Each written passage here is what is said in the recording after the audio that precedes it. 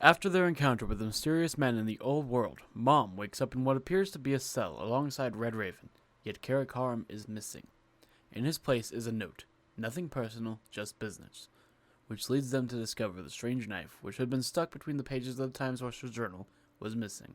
The trio worked together to lure and take out the guard of their cell, but just as they attempted to break out of the dungeon, there came a loud crash from behind the door.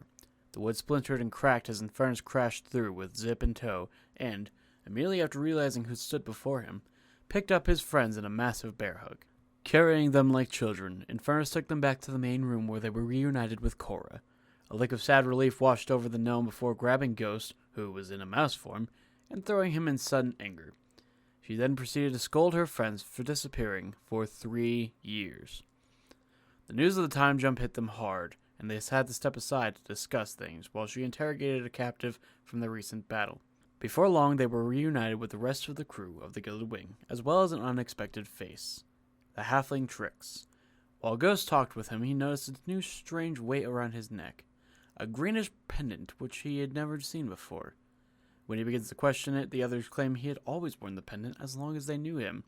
With time off the ground, Ghost set himself to poring through the journal and discovered the sorcerer had forgotten his name, but referred to himself as Blink.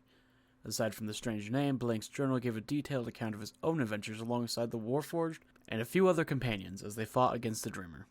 The Dreamer had trapped their souls in a loop where they would awaken next to a massive crater in new bodies with next to no memories. After much hardship, they had learned of a friend's sacrifice in a previous life that had left them stronger and able to challenge the Dreamer, trapping it in another realm. After which, they hunted down the last of his warlock followers and discovered the return of the Devil Lords, thus beginning their war. After much of the world that was had been destroyed, scattered rifts appeared, posing a constant threat.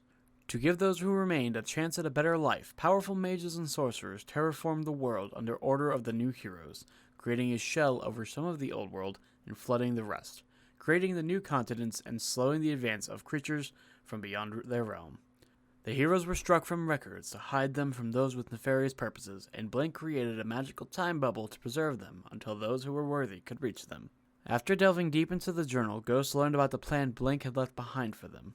Force the Dreamer into the material world with a realized dream and a shard of reality, which was apparently the knife which Karakarum had stolen. Deciding to hunt down a realized dream first, they learned what else they can about this plan, and they set out for the Diamond District and Silas Moss. Along the way, the party stopped in the Silver District in hopes of scavenging some equipment from Zarde Margalobos' childhood home.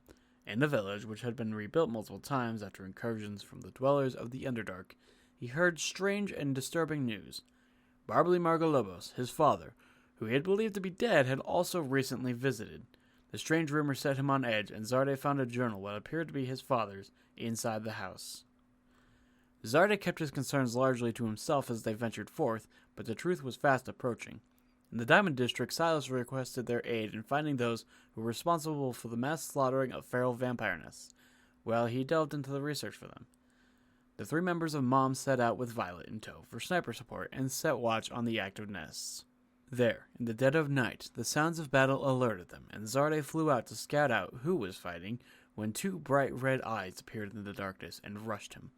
A huge warforged, almost too large for the building, smashed through the window many stories up and fell to the ground where it was confronted by Ghost and Sakuma. A harrowing battle ensued, and after suffering his own injuries, Sakuma managed to subdue their foe. Back at the Moss Casino, Silas was pleased when they found the culprit, but before they could fully pacify their prisoner, he reactivated and fled only to be caught by 2 automatons. The Warforged pleaded for help and they obliged, narrowly defeating their enemies despite previous wounds still hindering them, but not before Sakuma was infected by a petrifying agent. While the others planned on how to help their friend, Trix appeared from the shadows and offered a peculiar blue candy, which not only reversed the petrification, but temporarily made Sakuma immensely powerful. But the come down put him near death's door. When they turned to thank the halfling, he was gone. The Warforged revealed he had been made only recently in a secret factory which had been restarted by another Aarakocra, and the party let him go in exchange for the information, realizing the soul inside was that of a child. Back at the casino, Silas revealed what he had learned. The pendant was made of a material known as celestial bark and could trap the essence of realized dreams, and when it was full, it could purify the essence. Silas offered his information then requested to further employ them in tearing down the Warforged facility to protect those who were vulnerable to capture and could become experiments, a contract Mom readily accepted. The next day they set out and arrived at the facility hidden underground and accessible only by a well. In the cavern they discovered a unique door that spoke to them. The door revealed it would only open to Barbly Margalogos, and Zarde immediately believed that if he offered his blood to the door, he may trick it into thinking they were one and the same. But since this was not how to gain entry, the door entered defense mode and sent out attacks along with defenders. Zarde, tired, angry, and desperate for answers as he was, launched devastating shots, eviscerating a defender and blowing the door wide open. The members of Mom, along with the sniper Violet, marched inside where they were greeted by an entity that presented itself as the Custodian. The Custodian offered them a grand tour, showing off the facility's weapons and armor foundries, as well as Barbly's office, which was full of schematics and recordings. Upon listening to these recordings, it was revealed that he worked for Valius Corpin, and as the recordings became more recent, he looked more and more withered, with purplish veins becoming visible under his feathers and plumage. A final message was left, specifically for Zarde, as an apology for his disappearance, and to explain that he had created a Warforged body specifically for him after finding the body of the Keeper of the Well, known as Carachar. Though the Keeper had been stolen from them, he still had the body ready for his son. Zarde refused the body, but the Custodian went ballistic and grabbed him, attempting to flee from the others as another massive Warforged came to his aid. The party struggled to free him, but Zarde was carried off to another room in the facility where his soul was to be ripped away, to be added to the Well of Souls, and linked to his new body. The huge Warforged suffered a large cut, and from the inside came a voice crying for help. The others continued to fight as they chased after Zarde, eventually freeing the man inside the Warforged, who turned out to be the Devil Lord, Arcanus. Inside the soul extraction chamber, Zarde managed to free himself from his shackles to fight back, but not before being impaled by the soul siphon, an instrument which would channel his essence into the well. Despite the pain and weakness, he managed to remove the siphon and dropped it to the ground. Arcanus, obviously weak from all of the fighting, offered as much of his power as he could to Zarde, who channeled it into his prosthetic arm and obliterated the damaged Custodian before collapsing himself. With the gaping wound in his chest, Zarde had to act quickly if he was going to live, and chose to ingest a vial of his modified mana, which overcharged his healing capabilities through magic, but damaged his connection to natural magic. Arcanus, barely holding on to consciousness as well, asked if they would help him with killing the gods, before passing out as well. As Ghost and Sakuma were the only ones left standing after the fighting concluded, they took their injured friends and Arcanus out to the Dreamskimmer to return to Silas with the job done. On the trip back, Violet awoke and confronted Arcanus for killing many of her friends, which he revealed was actually a deed carried out by an assassin who broke into his lair and murdered them without his knowledge. Back at the Moss Casino, things were all too quiet for their comfort, and the group split up to investigate as they made their way to Silas's office. Inside, they found one of the red tears of joy, with Silas suspended just above the sunlight shining in through the window, and his assistant brutally torn apart on the desk. The tear warned them that they treaded where they were not welcome, and reminded them to question whether or not they were dreaming. After which they awoke from a trance-like state in the elevator and found the dead assistant, with Silas speaking to his guards. He explained that the assassin killed the assistant and fled. Frustrated by the loss, he tells the party to leave after he pays them and asks them to stay away, at least for a time. When Zarde calls for Bronze to pick them up, he gets disturbing news about a battle gone wrong for the Naturalists, and Cora pleading for their help. On board the ship, Bronze voices his disapproval of Arcanus, but relents after a moment. Turning to the problem at hand, the Naturalists had engaged with a stronghold of the drug cartels in the Rogue District and took huge losses. Ghost was disturbed by this and ushered them forward to help. In the Rogue District, the Naturalists were scattered, but the leadership convened in Cora's family home, the Speargut Estate. Here, Alvin Bestard reunited with Mom, but immediately lost his temper with Ghost, practically blaming him for all that had gone wrong in the last 3 years during his absence. Ghost's friends stepped in on his behalf, and Alvin sent them away so he could work on a plan. The members of Mom split up to get some rest, but what Alvin had said stuck to Ghost, and he decided to do something about all of this, leaving behind a note and sneaking off into the night to infiltrate the cartel himself. In the cartel's base, Ghost shifts into a rodent and scouts out what he can, only to have his heart drop when his parents are held captive. Vowing to come back and release them before he leaves, Ghost scouts further only to find the cartel's leader, a Devil Lord, talking to a red tear. The tear notices Ghost and forces him back into his halfling form before refusing a contract and leaving. The cartel quickly grabs Ghost and puts him in a cell near his parents. In the morning, Cora finds the note and quickly goes to the other members of Mom, who decide they have to act quick to save their friend. They go to Alvin with a plan to aid in an attack if said attack can act as a distraction as they get Ghost back. Alvin is hesitant, but accepts and they get moving just before the dawn. With the sun rising, the party of Sakuma, Zarde, Violet, Zip, Infernus, Cora, and Arcanus leapt from the Dreamskimmer into a guard tower far above the raging battle. Inside, they grabbed rifles and moved quickly to find the cells, hoping to find their friend there. After quickly taking out a few of the remaining guards, they find Ghost, who is wild-shaped and bashing his hardened head against the wall, attempting to escape. As most of the party got Ghost out, they heard a loud crash as Infernus ripped the door off of the cell holding Ghost's parents, and grabs his sword. Ghost interjects himself, but Infernus looks different, as his eyes are pure black, and thin wisps of black mist fall from his lips, and he shouts about them being a part of the cartel. He rants and raves about their guilt in his enslavement and their addiction fueling those who would do it again. Infernus was thrown into a rage when Ghost wouldn't move and swung his sword, which was caught by Zip, who spoke for the first time in years to denounce his friend. Battle ensued as Infernus and his unnatural strength held back all of the combined forces for a time until he eventually succumbed to his wounds. Injured, collapsed, and bleeding, Infernus's eyes lost the blackening fog and looked to Zip to apologize, claiming he is finally free. Zip, furious at the death of his best friend, takes his sword in hand and shatters it, leaving behind a faint black mist before dissipating, claiming the weapon was a gift from Alvin. With heavy hearts, the party led the captives towards the surface. In the main hall of the old prison that the cartel had taken shelter in, Alvin rejoined them. But not all was well. At some point, Alvin had learned a disturbing truth that the Spirigat family had been linked to a sorcerer who took mana, their body detonating in a massive elemental blast. The sorcerer being Cora's parents, he grabbed her by the throat, his face slowly shifting to reveal he was not human at all, but the changeling whose wife and child had died in the blast. Noticing murderous intent, Mom immediately jumped into action, drawing their weapons, but Alvin was not fazed and slit her throat. In a gurgling plea, she called to Ghost for help, who collapsed in that moment. After the death of Infernus and the capture of his parents were capped off by the death of his own best friend, Ghost was overwhelmed by emotion as he realized how quickly it seemed everything was falling apart. Grief and rage overcame him, and he could feel the power swirling inside his staff, reaching out for him. One struck against the ground, and roots sprouted forth to embrace Ghost as he took on the form of a huge dragon.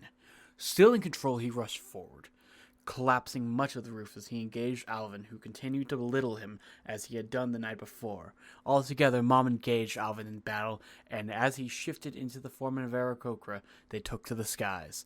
Atop Ghost's back, Sakuma and Zarde fired at their agile foe until suddenly the fiery form of Arcanus leapt in and slowed him long enough for Ghost to finish him, seeing just barely the same fog in Alvin's eyes as he had seen in Infernus. Ghost, still enraged, tore down the rest of the compound in front of the survivors of both sides. Blood stained the field, and as Ghost walked, shifting slowly back into his normal self, flowers sprouted in his wake. He promised the naturalists they would refocus their efforts on helping people and dismantling the cartel in ways that required less bloodshed. Ghost's parents tried to talk to him, but he simply walked away to bury his friend in her family home. There he sorted through Alvin's things and found a note left behind, apologizing for his wrongdoings and explaining that he could feel his mind slipping away. Together with Sakuma and Zarde, they watched the sunset on a bloody day. In the morning, a messenger came looking for Ghost in a rush, claiming there was something he needed to see. With his friends, Ghost returned to the battlefield and found a massive tree that stood over 100 feet tall, looming over the blood-stained ground. At the foot of the tree sat a hole that looked a lot like an empty grave, and footsteps leading away. Unsure of what to think, Ghost asked that they move on. Ghost spent some time appointing those who would work under him and provide orders for the Naturalists while he focused on the Dreamer. The members of MOM came to a decision that they would need a home base going forward and departed for the Diamond District to evaluate the defunct Warforged base. Upon arriving, they found enforcers scattered around the place, investigating the collapsed well, and when they were turned away, they vowed to return at night. When they did, the three of them were ambushed by Golden Guards, the order Sakuma had originally been a part of. When it was obvious the battle was not going in their favor, Sakuma offered to turn himself in if they let the others live. They agreed, bound him in Zarde, but when they went for Ghost, he was nowhere to be found, shifted into a bird and gliding in the sky, keeping watch over them. The Golden Guards traveled over land with them for days towards the Paper District, where Sakuma was to be held and questioned by his mentor and father figure, Corbin Austin. Before they could arrive at their destination, they themselves were ambushed in the Magenta District. A pale blue phantom swept in from the rooftops and dispatched the guards quickly. The phantom removed his hood, revealing himself to be Percy Dorres, their detective friend. He led them back to his hideout, a penthouse concealed from the outside world by illusion magic. There they called for Bronze to join them and planned to strike against Corbin. Upon further discussion, they also decided this may be the time for them to find some powerful artifacts to help them in their fight, and planned to infiltrate the Golden Guard's vault. Days later, they arrived in the Paper District with Ghost hidden in the shape of a mouse, on Sakuma posing as a captive. Percy and Zarde dressed themselves in Golden Guard uniforms and led him up to Corbin's office, where they confronted the old human. After bickering with Sakuma for a while, he sits back and lets Valius reveal himself. The Kalashtar attempts to get them to side with him, but they refuse. Unexpectedly, Trix intervenes, and it is revealed they were in a trance. Sakuma attempted to reignite the conversation with Corbin, but failed, and the older man stood, admitting he is disappointed in himself as much as Sakuma, obviously being ignorant of the conversation with Valius. Corbin attempts to walk past, claiming he will not try to stop them, but is in fact on the way to distract the other guards so they may leave. Sakuma, not liking the sound of this, breaks free from his false shackles and uses the element of surprise to knock out Corbin and take him with them. Mom enacted their plan and broke into the vault, making a stealthy escape right past the guards who were busy trying to get into the vault with them. The party escaped onto their dream skimmer, and just before they lost sight of the building, saw a guard get thrown through a wall of the vault by an elemental that Ghost had summoned to distract them. Not long after, Arcanus, who had been pulling the guards' attention away from the headquarters, reunited with them on the dream skimmer as they made their escape, and quickly takes notice of Trix. Recognizing him as the god called Nim, Arcanus attacks, but the fight is interrupted before it can truly begin by pursuing forces. During a frantic chase with the Golden Guards, Sakuma is drawn to Corbin Austin's side, and, through a strange connection, sees flashes of Corbin's past. In these flashes, he sees Corbin alongside a younger Valius Corbin, in an orphanage being adopted by Sakuma's parents. Another flash shows Corbin holding Sakuma as a newborn. Yet another shows Corbin taking revenge on their parents' murderer, and being recruited into the Golden Guards to fend off the consequences, including Sakuma being taken away from him. The visions ended with a strange voice reassuring Corbin. Meanwhile, the others on the dream skimmer held off their pursuers while a mysterious newcomer revealed themselves and fought alongside them, doing their best to avoid the members of MOM. When all of the Golden Guards were gone, Ghost drove the rest of the party on to discover who this stranger was. This new chase ended with both dream skimmers crashing, and they revealed themselves to be Cora, her soul placed into a new body by unknown power. With the arrival of one of the Red Tears of Joy, Trix teleported those present back to the Mother's Embrace, where even more was revealed. Cora revealed she was working for Juniper, Nim's fiancé. Corbin was discovered to be a cyborg and confirmed that he was actually Sakuma's adopted human brother. After a chaotic and emotionally stressful day, everyone retired to their rooms. Cora, however, took her chance to escape in the night, explaining herself to Ghost in a dream. The others were woken up by voices in the halls and, upon further investigation, found Percy on the balcony of the Embrace, talking to a hulking, monstrous-looking dragonborn, Snovak. Arcanus explained Snovak was a devil lord who chose the domain of revenge. He confronted Trix and decided that he was not deserving of Vengeance's blade. With Snovak's departure, Percy explained he had made a pact with the Devil Lord in exchange for power and magical artifacts. The main clause of this pact being that he must enact vengeance against those who murdered the Kalash star, Jack. Mom dedicated themselves to helping Percy in exchange for his help against the Dreamer. The next day, Ghost, Zarde, and Percy set out for the ward where Jack had been held. Sakuma and Arcanus had disappeared by the time they left, but as Ghost was being questioned about their previous actions, Sakuma and Arcanus came screeching through the sky on a dream skimmer, slamming into the side of the building. When they were jumped through the hole left by the impact, there was a surprise waiting for them. Valius Corbin. His personal guard airdropped into the area and confronted the rest of the party as Arcanus was thrown from the building, and Sakuma was left to face him alone. The fight went poorly at first, and Sakuma was on death's door when Corbin Austin intervened. Using his cyborg strength to trade blows with his old friend, Corbin lost ground quickly and, to Sakuma's horror, was run through by a blade of shadowy energy. Inside, Sakuma felt a shift in his soul. Driven by passion, Sakuma stood and commanded necrotic flames to shift around him. Valius let out an angered roar at the new power, and Ghost snuck by looking for their goal, while Sakuma turned the tide. Down below, Zarde felt his own soul shifting its shape as he commanded new powers, and Ghost as well. Valius was on the back foot and fled. With the major threat gone, the members of Mom mopped up the remaining resistance before turning their attention to the dying Corbin. Ghost stepped forward and stopped him from giving his final words as he cast a spell which formed Corbin a new body, one of Dark Elf. Onlooking bystanders were harassing the party from the sidelines, rooting for Valius, which ground down Sakuma's nerves, and he took a rabbit, which was actually a green dragon Ghost had polymorphed earlier during the fight. With a large heave, Sakuma launched the rabbit into the crowd, and the polymorph spell wore off as the party fled, off to continue their adventures.